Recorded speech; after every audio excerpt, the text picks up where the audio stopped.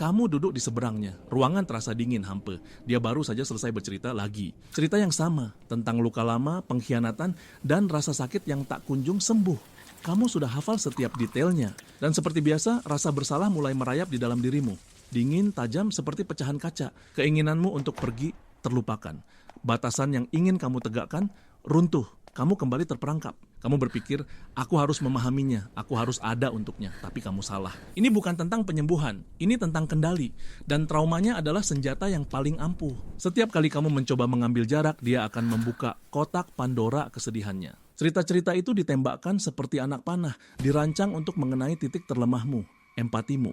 Kamu menjadi penjaga museum penderitaannya.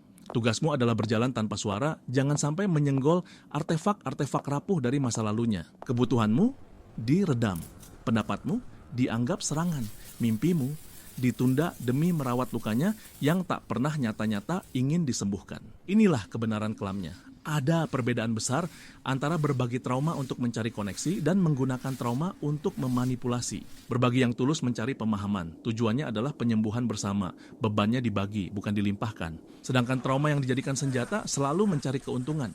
Tujuannya adalah kontrol. Bebannya adalah milikmu sepenuhnya. Bagaimana cara membedakannya? Perhatikan polanya. Ini bukan tentang satu percakapan yang emosional.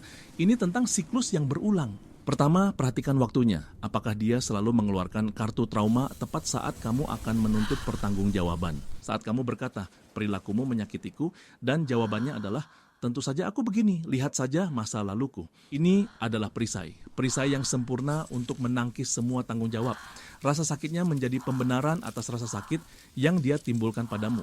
Kedua, perhatikan solusinya. Apakah ada upaya nyata untuk sembuh? Terapi, refleksi diri, perubahan perilaku, atau apakah trauma itu hanya cerita yang diputar ulang? Sebuah lagu sedih yang dimainkan setiap kali dia membutuhkan simpatimu sebagai bahan bakar.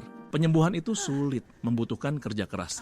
Jauh lebih mudah untuk menjadikan luka sebagai identitas dan senjata. Ketiga, perhatikan dampaknya padamu.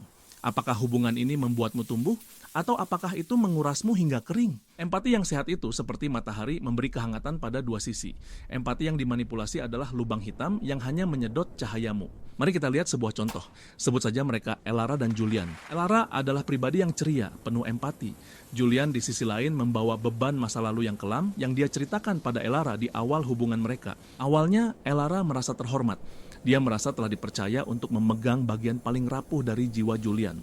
Tapi kemudian polanya dimulai. Setiap kali Elara ingin pergi bersama teman-temannya, Julian akan menjadi murung. Dia akan berkata, tidak apa-apa, pergilah. Aku hanya teringat bagaimana ayahku selalu meninggalkanku sendirian. Anak panah itu melesat. Tepat sasaran. Rasa bersalah mekar di dada Elara, membatalkan rencananya. Ini terjadi lagi dan lagi. Saat Elara mendapat promosi di tempat kerja, Julian berbicara tentang bagaimana mimpinya sendiri dihancurkan oleh orang tuanya. Kegembiraannya padam digantikan oleh kewajiban untuk menghibur, untuk memperbaiki. Dunia Elara perlahan menyusut. Dindingnya adalah cerita-cerita Julian, udaranya adalah kebutuhan Julian, langit-langitnya adalah trauma Julian. Hingga suatu hari seorang teman berkata padanya, kamu terlihat lelah, bukan lelah fisik, tapi lelah di jiwa. Kata-kata itu adalah kunci. Sebuah retakan kecil di dinding penjara psikologisnya. Cahaya mulai masuk. Elara mulai melihat, bukan lagi sebagai penyelamat, tapi sebagai sumber daya. Bukan sebagai pasangan, tapi sebagai perban emosional. Dia sadar, Julian tidak pernah meminta bantuan untuk menyembuhkan lukanya.